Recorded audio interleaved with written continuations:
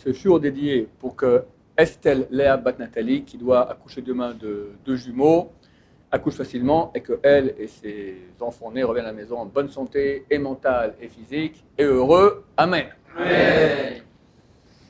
L'histoire qui s'est passée il y a quelques mois ici en Israël, un garçon se marie. Et sous la choupa, il raconte à sa mère l'histoire du gâteau quand il avait 12 ans. C'est quoi l'histoire du gâteau quand il avait 12 ans? Il était dans un Talmud Torah. Bon, c'est pas un type trop motivé, un truc cool comme ça, un peu une jambe ci, une jambe là, quoi, un peu pas trop motivé. Et au Talmud Torah, c'est comme c'est démotivé, etc. Et ils ont fini un Perek de Mishnayot, Perek Amaniyah. Et ils ont voulu faire une grande fête pour cela. Et ils ont proposé aux élèves qui est prêt à amener un beau gâteau. Demandé à sa mère qu'elle fasse un beau gâteau pour la classe. Lui lève la main et c'est accepté. Il rentre à la maison tout heureux. Maman, voilà, la semaine prochaine, on finit Perek Amaniyah et on fait une fête, tout ça. Oui, ok, c'est bon, je te ferai le gâteau. Je ferai le gâteau, ok, ce sera lundi prochain. Je dis comme ça, un exemple. Ok, dimanche soir, il rentre à la maison. Et en fait, sa mère se préparait à faire aussi un très très beau gâteau pour son boss. C'est l'anniversaire du boss au travail. Il a fait une pièce montée. 3 comme ça, tac, tac. Puis son fils rentre. Non, le gâteau Charpin. Oh là là, je crois tomber le gâteau. Ok, c'est bon, je m'en occupe. Bon, elle prend encore, il reste encore un peu de farine, elle prend un peu de la crème, un truc dégueulasse comme ça, hop, elle met au frigo. Et dans le frigo, il y a le petit gâteau dégueulasse pour son gosse et la pièce montée pour le directeur dans le frigo. Le lendemain matin, le gosse il est tout content, c'est la grande fête, il se lève encore avant sa mère, et le frigo, il voit extraordinaire.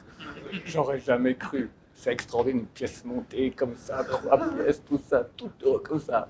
Il prend le gâteau, il voit tout le Torah, il amène ça à tous les rébés, tous les profs, tous les copains sont sidérés, mais c'est extraordinaire.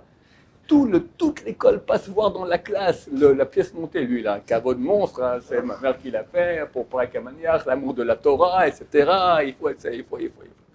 Bon, sa mère lève le matin, elle ouvre le frigo, c'est presque la crise cardiaque. Le truc affreux qu'il va amener à son boss. Bon, elle s'est dit, ce soir, je lui fais sa fête au gosse. Puis après, elle se dit, le pauvre, à quoi ça sert? Le gâteau, ils l'ont mangé.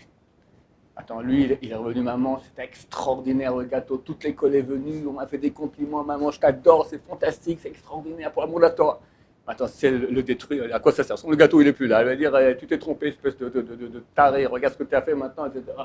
Ah, je vais tout enlever toute la joie. Bah, oh Hachem, je suis très contente pour toi, pour la Torah, tu as raison, Perek Amaniyah, c'est fantastique, mon enfant, viens, je t'embrasse, etc., etc., etc. Et c'est retenu de lui dire ça toute sa vie. Toute sa vie. Vers les 18 ans, le gosse décide avec les copains de faire une fugue. On a ras-le-bol de l'école, tout ça, on part quelques mois à l'étranger, on va aller en Amérique du Sud, on ne dit rien à nos parents, quand on sera dans l'avion déjà à l'aéroport, on leur envoie un petit SMS, on part à l'étranger, on reviendra bientôt, priez pour nous. Et ils repartent quelques mois avec les sacs à dos, et ils partent vers l'aéroport, puis sur la route, ils disent, bon, il faut bien qu'on mange un petit déjeuner, ils passent par une pâtisserie. Ils rentrent dans la pâtisserie, tout d'un coup, le type là, il voit la même pièce montée que sa mère a fait il y a 6 ans. Exactement la même chose. Oh là là, je ne peux pas faire ça à ma mère. Elle s'est tellement investie pour moi. Elle a fait un truc, j'ai eu tellement de cavode grâce à ce gâteau qu'elle m'a fait pour l'amour de la Torah. Et maintenant, moi, je fais une fugue et je pars comme ça. Les potes, allez-y, moi, je reste. Les potes sont partis. On ne sait pas comment ils sont revenus ratatinés en petits morceaux au niveau spirituel. Lui, il est resté. Il n'a pas raconté ça à sa mère. Sous la choupa, quelques années plus tard, il dit, sache maman, mes copains sont partis à l'étranger, ils ont fait une fugue. Ils sont venus complètement jetés. Moi, je suis resté. Tu sais grâce à quoi? Grâce au gâteau que tu as fait quand j'avais 12 ans. L'impact que font des actes des parents chez les enfants. Un petit sourire, un câlin, une gentillesse, ça peut tellement faire d'effet chez l'enfant.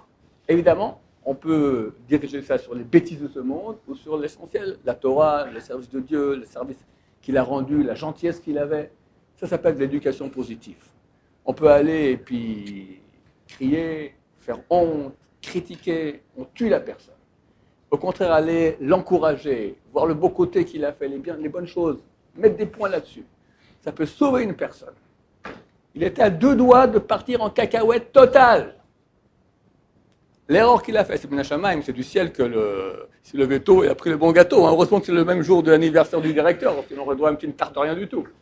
Mais du ciel, ils ont voulu cela, il a eu une épreuve, et grâce à cet acte extraordinaire de sa mère, il a été sauvé. Que nous aide à sauver nos enfants, notre entourage, en faisant des compliments, en les aidant, pas en les ratatinant avec nos critiques tellement incisives et mauvaises. Baruch Adonai, l'olam, amen ve amen.